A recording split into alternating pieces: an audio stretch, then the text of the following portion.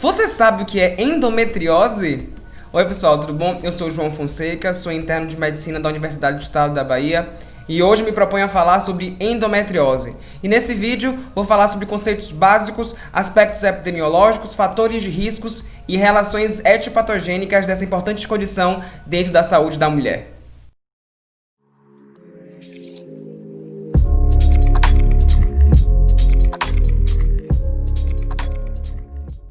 E para começo de conversa, eu separei para vocês, pessoal, esse QR Code que vai dar acesso a uma pasta em um Drive. E nessa pasta contém vários artigos científicos, manuais, guidelines, tudo sobre endometriose para que você se aprofunde ainda mais sobre esse importante tema. E antes da gente entrar nas discussões iniciais, vamos falar um pouquinho sobre anatomia genitorreprodutiva feminina básica. Nessa imagem tirada do livro do NET de anatomia, nós temos alguns órgãos anatômicos importantes, como o ovário aqui delimitado, o ligamento útero-ovariano, os vasos ovarianos, nós temos o ligamento suspensor do ovário aqui demarcado, nós temos as fímbrias da tuba uterina, temos o infundíbulo da tuba uterina, a ampola da tuba uterina, e o istmo da tuba uterina. Essas partes, na verdade, compõem a tuba uterina propriamente dita. Em relação ao útero, nós temos o fundo uterino aqui demarcado, temos o corpo do útero e a região do colo do útero. Nós temos aqui também demarcado esses recessos, chamados de fórnice da vagina, que é uma região de comunicação entre o colo do útero e a vagina em si. Notadamente, no conceito popular, as pessoas acreditam que a vulva, que é a parte externa do órgão genital feminino, seja a vagina. Mas a vagina, na verdade, é esse conducto, que também popularmente chamado de canal vaginal. E aqui nós temos a vagina. Nós temos aqui o ligamento largo do útero, também chamado de mesométrio. Temos os vasos uterinos aqui demarcados. Temos o miométrio, que é a camada muscular uterina. E, por fim, mais adentro, nós temos o endométrio, que vai ser tecido importantíssimo para essa discussão sobre endometriose.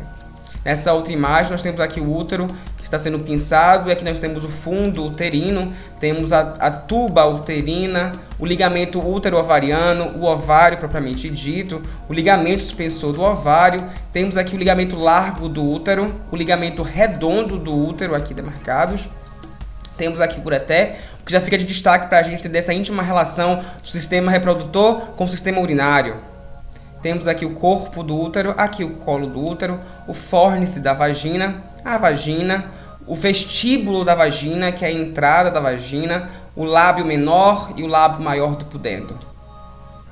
E aí, entrando nos conceitos iniciais, nós temos que, por definição, endometriose é uma doença inflamatória caracterizada pela presença de glândula estroma endometrial fora da cavidade uterina, principalmente na região pélvica. Por outro conceito, temos que a endometriose é um distúrbio da presença anormal de tecido endometrial, glândulas e estroma para fora da cavidade endometrial uterina. De grosso modo, é dizer que endometriose é endométrio, tecido endometrial fora do útero. É uma doença progressiva que tende a piorar com o passar do tempo. Ela ocorre principalmente em mulheres em idade fértil, menacme, porém já existem casos relatados em pacientes de 8 anos.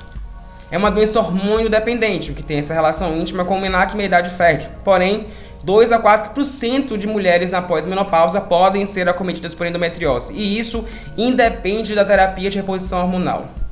As lesões endometriais, elas são encontradas no peritônio, em órgãos reprodutores e adjacências, mas elas já foram encontradas em outras diversas partes do corpo, a exemplo de abdômen, tórax e até coração ou cérebro. O tamanho das lesões acaba variando, desde aspectos microscópicos até grandes massas invasivas. E quando massas invasivas existem, elas podem desgastar dentro de órgãos subjacentes e formar grandes aderências.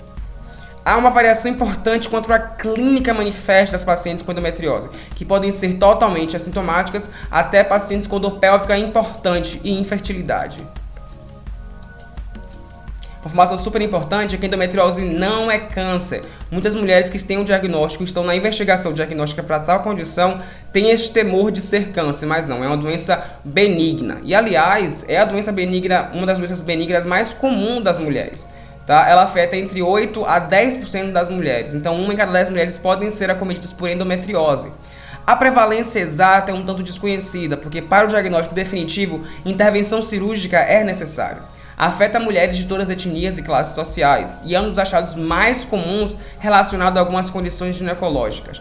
Ela está, por exemplo, presente de 60% a 90% de mulheres com queixas de dor pélvica crônica ou infertilidade. A dor pélvica crônica ela é um importante fator relacionado, então mulheres que têm um ciclo menstrual progressivamente mais doloroso, intenso, podem passar por endometriose. É importante lembrar que mulheres com endometriose têm até 20 vezes mais chances de apresentarem infertilidade. Mulheres assintomáticas e submetidas à laqueadura tubária, há uma prevalência considerável de endometriose entre elas, de 3 a 43%, mesmo com fertilidade comprovada. A idade média de diagnóstico varia em torno de 25, 30, 35 anos, mas, mesmo assim, mulheres podem relatar que tiveram primeira crise antes dos 20 anos. Um diagnóstico de endometriose antes de 17 anos de idade, isso parece estar fortemente relacionado com malformações müllerianas ou obstruções cérvicos vaginais. Nos Estados Unidos e no Canadá, até 1.000 mulheres entre 15 e 64 anos são hospitalizadas por ano por endometriose. Mais de 5,5 milhões de mulheres são portadoras da doença e os custos ultrapassam o de manejo da enxaqueca e da doença de Crohn. Já no Brasil, segundo o Sistema de Informações Hospitalares do DataSUS, entre 2008 e 2019, mais de 165 mil mulheres foram hospitalizadas por endometriose. Observam uma média de 25.500 internações por ano para tal condição. O Sudeste apresentou a maior parcela de internamentos, 42%, seguido pelo Nordeste, com 27%. E a Bahia teve um total de 6.755 internamentos por endometriose, com uma média anual de 1.000 internamentos pela causa. Vamos falar agora dos fatores de risco ou associados com endometriose. Então, um dos primeiros é a menarca precoce ou ciclos curtos, com menos de 20 dias. Lembrar que menarca é a primeira menstruação. Ou também uma menopausa tardia pode estar correlacionado. A nuliparidade é um fator importante. Para além disso, uma primiparidade tardia também pode estar relacionado. E isso parece estar correlacionado também com mulheres de classe socioeconômica mais altas. E aí há algumas teorias sobre isso.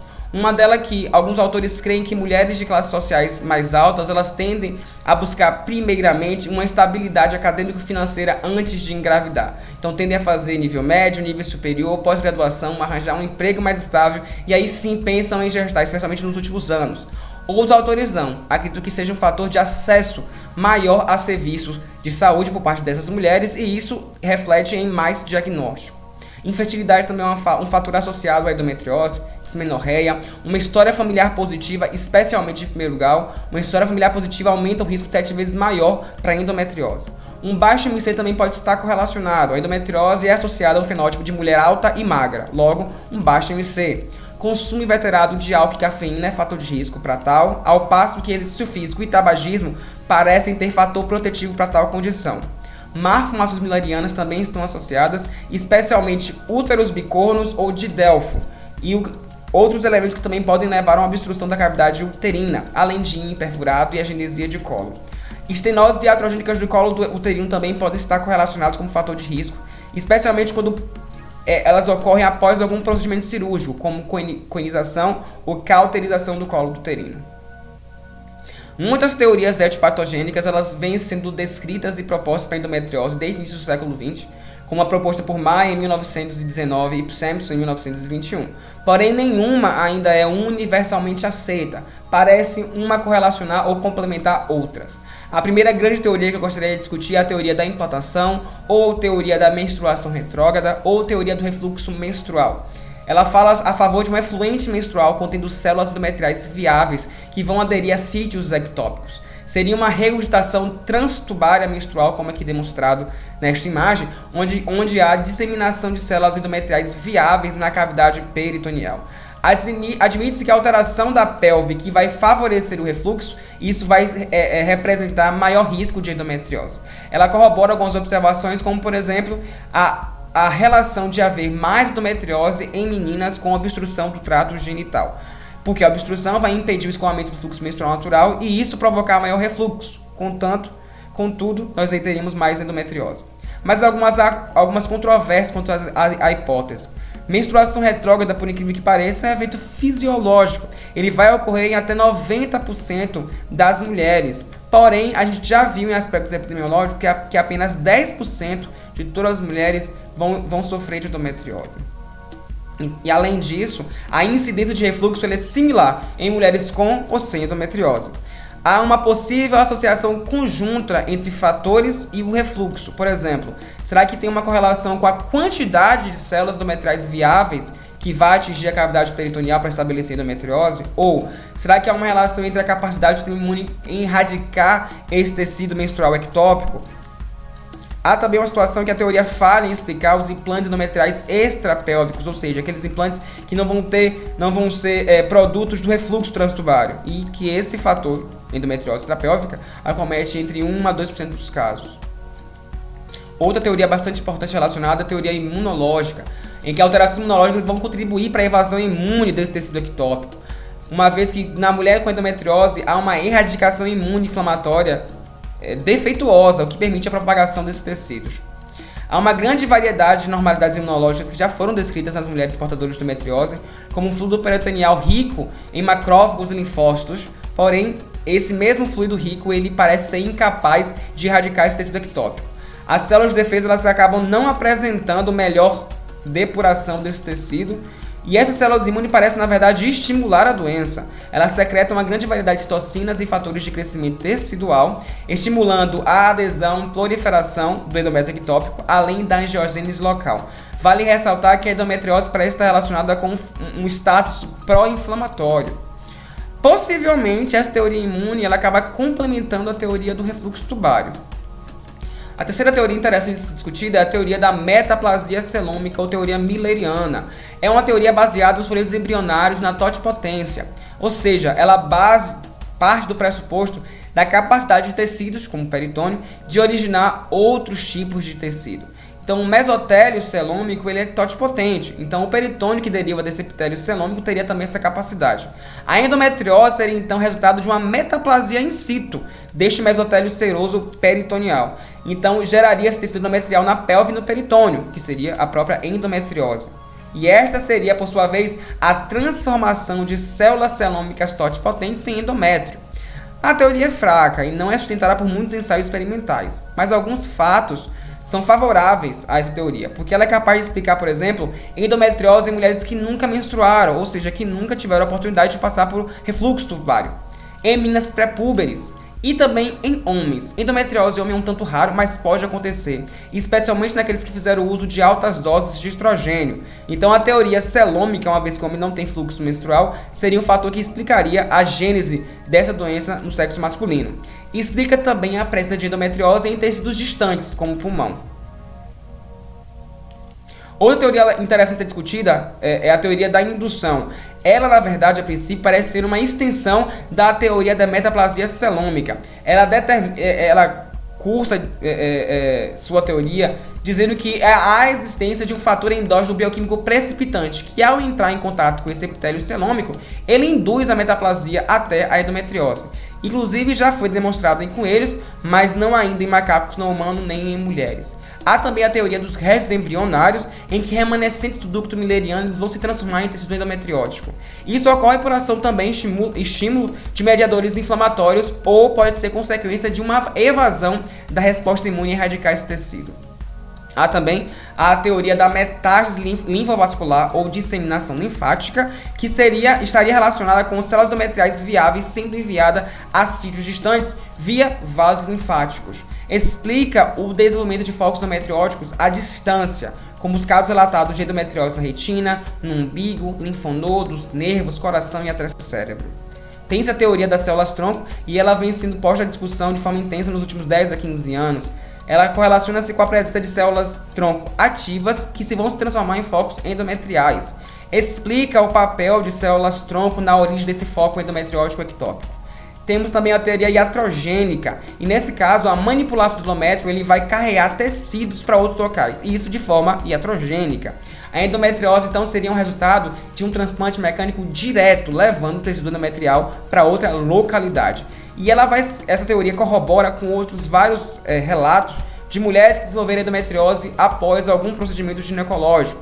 A exemplo de endometriose cicatriz cesariana, após amniocentese ou episiotomia, ou até após procedimento ginecológico videolaparoscópico.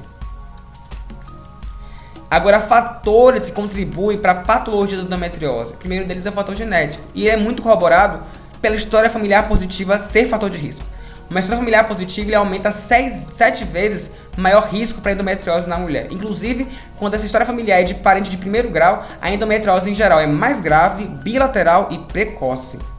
Inclusive, é corroborado por gêmeas. Mulheres gêmeas têm um risco concordante em desenvolver endometriose. E o padrão provável genético relacionado a isso seria uma herança poligênica. Fatores imunológicos associados, e isso já foi bem descrito, em que alterações da imunidade humoral e celular estão fortemente associados à endometriose. E esse status pró-inflamatório, ele vai estimular essa patogênese. Há uma deficiência na imunidade celular, o que vai cursar com uma inabilidade de eliminar esse tecido endometrial ectópico. Além disso, a atividade de células NK na mulher com endometriose está reduzida, o que diminui a citotoxicidade contra o endométrio atípico. Há também leucocitose, especialmente no fluido peritoneal dessas mulheres, com aumento de macrófagos na cavidade. E isso, por sua vez, lembrando que o macrófago vai ser uma célula que vai aumentar a síntese e expressão de L1, 6, 8, TNF e fatores de crescimento, o que corrobora com o status pró-inflamatório desta mulher. Além disso, também expressa fatores de crescimento vascular endotelial, o que leva à angiogênese nesse tecido endometrial. Fatores hormonais também contribuem para a patogênese da endometriose. É importante frisar, lembrar e ter na mente que a endometriose é uma doença estrógeno dependente. Então, há aumento de síntese de estrogênio na doença. A aromatase é a enzima conversora de estrogênio, que normalmente não é expressa no tecido endometrial. Contudo, nessas situações, a aromatase vão ter níveis altos, não só de síntese, como também de atividade dos implantes endometrióticos. O estrogênio endometriótico que é produzido, ele acaba estimulando a COX-2 e a prostaglandina tipo 2. Por sua vez, a prostaglandina tipo 2 é um potente estimulador da aromatase. E aí nós temos um ciclo de feedback positivo, em que a síntese de um elemento provoca aumento da síntese do próximo. Além disso, a expressão da 17-beta-HSD do tipo 1 no tecido endometrial, o que é uma enzima que converte estrona em estradiol. E esse é uma das principais frações estrogênicas. Há também uma correlação com fatores ambientais. A ingestão humana de contaminantes, a exemplo da dioxina, parece ter uma forte correlação com o desenvolvimento de endometriose, uma vez que este elemento, quando é consumido pelo ser humano, ele aumenta a secreção de FSH e LH, que, por conseguinte, aumenta a atividade uterina em mulheres predispostas à endometriose. Bom, pessoal, aqui nós estamos as referências para esta aula e essa discussão. Vale lembrar que esse QR Code aqui vai levar vocês para muito mais artigos, manuais e guidelines. Acho interessante para quem quiser se aprofundar sobre o tema. Muito obrigado e fiquem atentos para os próximos vídeos. Vamos falar sobre clínica manifesta, diagnóstico e tratamento da endometriose. Não fique de fora e não perca. Tchau, tchau. Até a próxima.